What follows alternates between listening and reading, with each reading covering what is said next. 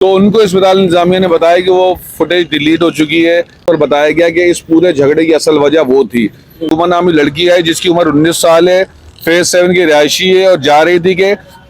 अस्सलाम वालेकुम दोस्तों, मैं हूं शाहिद हुसैन। एक बार फिर हम बात करेंगे आमिर मुस्तफा कत्ल केस के हवाले से। मेरे साथ नज़ीर शाह मौजूद हैं। गुज़श्ता वीडियो आपने पसंद की, 1 लाख से ज्यादा लोगों ने उसमें जो है वो न सिर्फ अपने राय का इजहार किया बल्कि इसकी केस की जो असल हकीकत थी, अहमियत थी, वो भी आप सबने तफसीलात के साथ जानी। हम इस वीडियो में जो तस्करा करने जा रहे हैं वो ये है पुलिस और अस्पताल इंतजामिया की गफलत, बेहिसी या लापरवाही, जानबूझ के किया या अनजाने में हुआ, वो एक्सपोज करने जा रहे हैं। तो मेरे साथ नज़ीर शाह साहब होंगे। नज़ीर शाह साहब, पुलिस का एक बयान आप सामने आता है जो परसों आपने पब्लिक किया।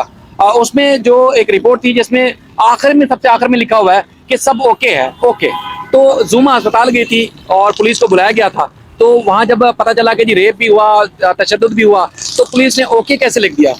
बिल्कुल देखें, जिस वक्त अरमगान की जानिब से जुमा को तशद्दुद का निशाना बनाया, बदतरीन तशद्दुद किया गया, इतना कि वो अधमरी हो गई, तो उसको जब नेशनल मेडिकल सेंटर की जानिब भेजा गया, अस्पताल भेजा गया, तो पीछे शिराज भी उसकी रैकी करता हुआ है कि ऐसा नहीं हो अस्पताल के बजाय पुलिस के पास चल जाए। तो जब ये अस्पताल के अंदर गई है तो इसने बाकायदा वही कहा जो इसको कहने को कहा गया था अरमगान की जानिब से कि मुझे स्ट्रीट क्रिमिनल ने मारा है और मुझे छीना झपटी की कोशिश की है। लेकिन अस्पताल इंतजामिया को शक हो गया कि ये स्ट्रीट क्रिमिनल का केस नहीं है बल्कि इसके साथ कुछ और हुआ, तो उन्होंने फौरी तौर पर पुलिस को फोन करके पुलिस को बुलाया। और जब पुलिस पहुंची तो डिफेंस थाने का सब इंस्पेक्टर न्याज आया और पुलिस टीम मौजूद थी। तो उस वक्त जो एक नोट लिखा गया उससे बेसिक आप अंदाजा लगाएं कि उस नोट को मैं आपको दिखा भी दूं ये स्क्रीन पर कि ये वो नोट है जो लिखा गया, और उसके अंदर जो मेन लफ्ज मैं आपको ये बड़ा करके दिखाता हूँ, बाकी सब ओके है। अब मैं आपको बताता हूँ, इसमें लिखा हुआ है कि 3:45 पर जुमा नामी लड़की है जिसकी उम्र 19 साल है, फेज 7 की रिहायशी है और जा रही थी कि 3 लड़कों ने इसे पकड़कर ज्यादती का, रेप का निशाना बनाया और इसको इतना तशद्दुद किया कि इसका पूरा जिस्म जख्मी है। और इस पे 115 की कॉल की जिस पर हम आए और डिफेंस थाने वाले आए, अपनी कानूनी कार्रवाई करके चले गए। सब इंस्पेक्टर न्याज 2 सिपाहियों के साथ आए थे, बाकी सब ओके है। किसी की बेटी थी, उसका अरबगान से जो भी ताल्लुक था इससे हमारा कोई लेना देना नहीं है। घरों में भी या बाहर कहीं पर भी जाएं तो कौन घर में क्या काम कर रहा है, कौन बाहर क्या कर रहा है, इसका किसी को कुछ पता नहीं होता। हर बंदा अपने अमाल का जवाब दे। लेकिन जिस तरह का ये अमल सामने पेश आया और जब मैंने खबर एयर नशर अपने चैनल पर चलाई तो न सिर्फ SSP साउथ बल्कि DIG साउथ की जानिब से भी नोटिस किया गया। उस पुलिस एहलकार को तलब किया गया, उससे पूछा गया कि उस रात को क्या हुआ था। उसका कहना था कि वो जब वहां पहुंचा तो जुमा का वालिद पहले ही पहुंच चुका था और उसकी जानिब से कहा गया, उनको ये कहा गया कि जिन्ना अस्पताल आप लेके जाएं, बाकायदा MLC होती है, मेडिकल आपको बनाना पड़ता है, जिसके बाद आप FIR कटवा सकते हैं। लेकिन उसके वालिद की जानिब से मना कर दिया गया। वो क्या प्रेशर था मना करने का, वो चीज सामने नहीं आ सकी। और एक और चीज जो अभी तक मैंने अपने चैनल पर भी नहीं चलाई। एक सवाल सर जी, एक सवाल। जैसे पुलिस ने कहा जी कानूनी कार्रवाई होनी है, अस्पताल वालों ने भी माना जी कानूनी कार्रवाई होनी है, लेकिन इसका MLC सरकारी अस्पताल से होगा। तो लड़की के बाप ने मना कर दिया कि सरकारी अस्पताल हम नहीं जा रहे, FIR या कानूनी चाराजोई नहीं करना चाहते। अब ये कह रहे हैं। बिल्कुल, ये DIG साउथ असद रजा ने ये खुद मुझसे बात करते हुए चीज बताई कि उसके वालिद की जानिब से मना किया गया था। लेकिन अब भी अगर वो लड़की चाहे तो मुकदमा दर्ज करवा सकती है। ये एक अहम बात थी हमारे सामने, अलहदा से मुकदमा करवा सकती है। इसके साथ साथ मैंने अपने तौर पर कोशिश की कि उस रात की CCTV फुटेज किसी तरीके से निकलवा सकूं। तो जो हमारी सोर्सेज वहां पर गई, जो यकीनी तौर पर पुलिस या किसी इदारे के थे, तो उनको अस्पताल इंतजामिया ने बताया कि वो फुटेज डिलीट हो चुकी है और वो हमारे पास अब नहीं है। हालांकि हमारे पास ऐसी टेक्नोलॉजी मौजूद है कि कोई भी डिलीट होने वाली चीज को रिट्रीव किया जा सकता है, उसको दोबारा से लाया जा सकता है। तो इस ये तो बड़ा एक खौफनाक इंकशाफ है कि एक बहुत बड़ा हॉस्पिटल जो कि NMC नाम बताया जाता है कि मुल्जिम ने अपनी मर्जी से कहा कि उसी अस्पताल जाना और इलाज जाके करवाना, और वो उस अस्पताल की इंतजामिया कहती है जी हमारे पास CCTV फुटेज डिलीट हो गई है, गायब हो गई है, उनके पास रिकॉर्ड नहीं है। बिल्कुल, देखिए इस केस को स्पेशल केस के तौर पर लेना चाहिए था। अस्पताल इंतजामिया को पता था कि पुलिस वहां पर पहुंची है, लड़की की कंडीशन का पता था, रेप का पता था, लेकिन उन्होंने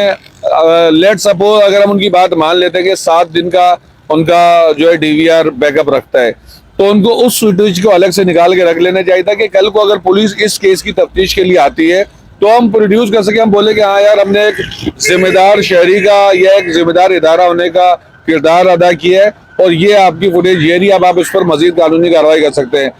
लेकिन हैरत अंगेज तौर पर जब से मुस्तफ़ा आमिर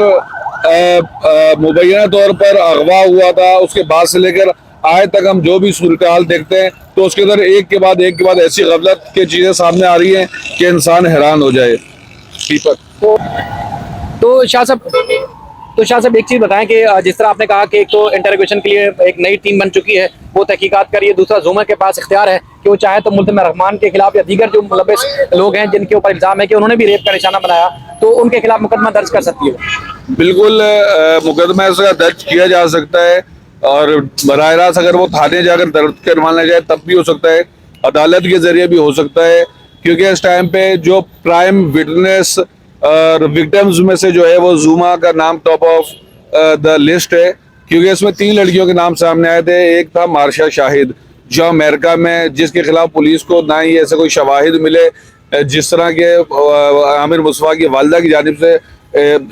खुसूसी तौर पर बताया गया कि इस पूरे झगड़े की असल वजह वो थी। और हमने भी अपनी तहकीकात की है तो बज़ाहिर हमारे को बहुत सारी कोई ख़ास चीज़ें ऐसी इस तरह की नहीं मिली, क्योंकि हम चूँकि क्राइम रिपोर्टर हैं, हमारा इस झगड़े से ज़्यादा फोकस इस चीज़ पर है कि असल मोटिव ढूंढा जाए कि इतना ब्रूटली किसी को अगर कत्ल किया गया तो उसकी वजह भी वैसी सॉलिड होनी चाहिए। शाह साहब एक नताशा का केस हाल ही में आप सबने रिपोर्ट किया, उसमें करोड़ों में बात गई और मामला रफा दफा हो गया। तो अब लोग ज्यादातर जो सोशल मीडिया पे फॉलो करते हैं उनका ये कहना है कि देखें ये सारी बातें खबरों क्या था कि कुछ दिन में मामला सारा ठप हो जाएगा, मंशियात का धंधा भी इसी तरह बच्चियों को रेप का निशाना भी बनाया जाता रहेगा और इसी तरह मर्डर भी होते रहेंगे, पुलिस के या दीगर इदारों के जो दावे हैं वो सारे दावे के दावे धरे रह जाएंगे। क्या आप समझते हैं कि वाकई ऐसा होने जा रहा है? देखें, इस मामले में मैं आपको मिसाल दूंगा शाहरुख जतोई वाले केस की, जिसमें वुरसा ने माफ भी कर दिया था, लेकिन दहशतगर्दी अदालत की जानिब से कब तक वो केस चला। और मतलब ये केस ऐसा है कि जिसको अगर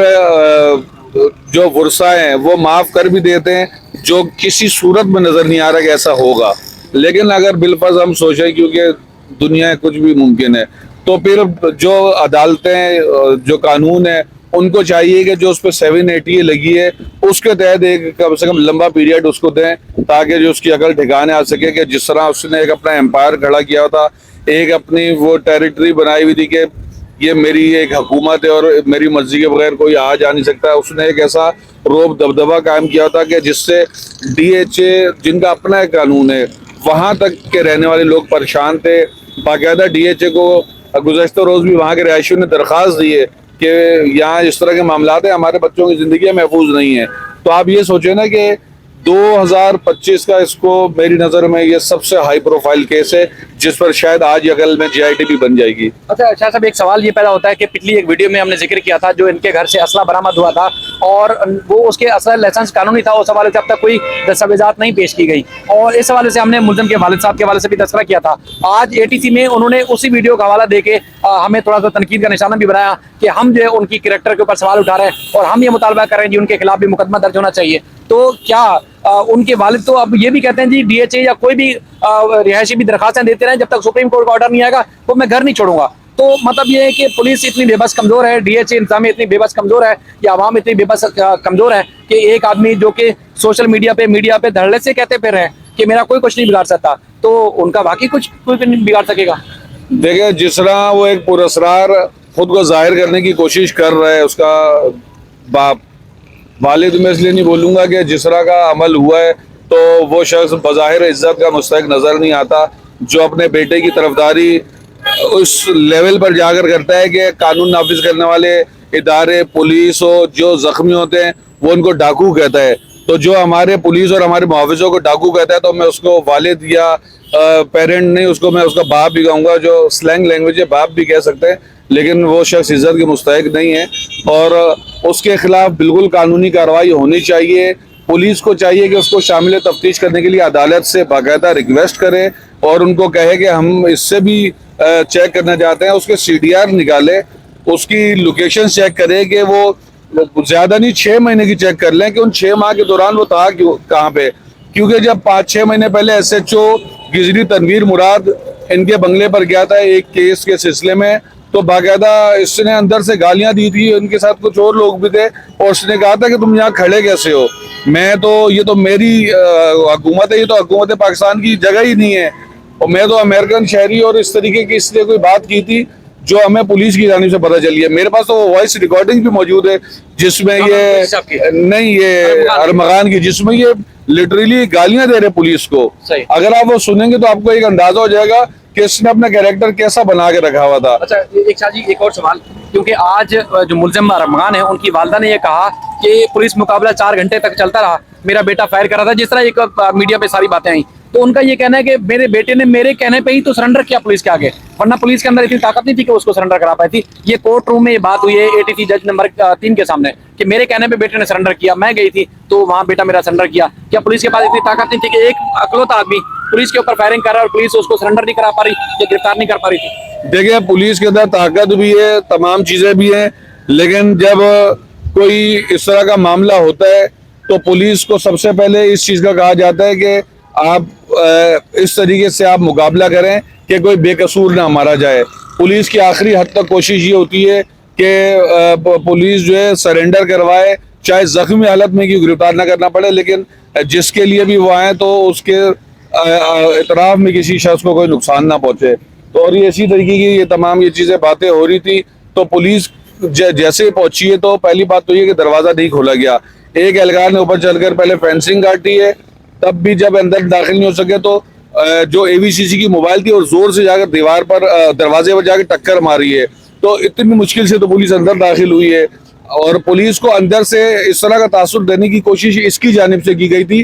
कि जैसे अंदर बहुत सारे लोग हैं और वो काफी देर तक पुलिस को मुकाबला करना पड़ सकता है। पुलिस को तो बहुत आखिर में जाकर पता चले कि वो एक लड़का था जिसने जाहिर ये किया होता जैसे अंदर बहुत सारे लोग हैं। एक आखिरी सवाल है, इस वीडियो का अहम सवाल है, कामरान कुरैशी साहब के हवाले से जो चालान या जो नारकोटिक्स के केसेस के हवाले से आपने रिपोर्ट किया जी, वो बैनुल-अक़वामी कोरियर कंपनी से बाकायदा मंशियात बाहर से मंगवाता था, उसमें कई ऐसे चालान में ये भी पुलिस की तरफ से लिखा गया कि अपने वालिद के नाम पर भी मंगवाता था, तो उस वक्त भी पुलिस ने उनके वालिद को नामजद नहीं किया। आज अगर ये केस जिसमें वो आगे आगे घूम रहे हैं तो अब भी पुलिस उनसे इन्वेस्टिगेशन नहीं कर रही, यानी कि मादी में भी 2019 में भी मामला आया तब भी दब गया, तो पुलिस क्या वाकई डर रही है क्या?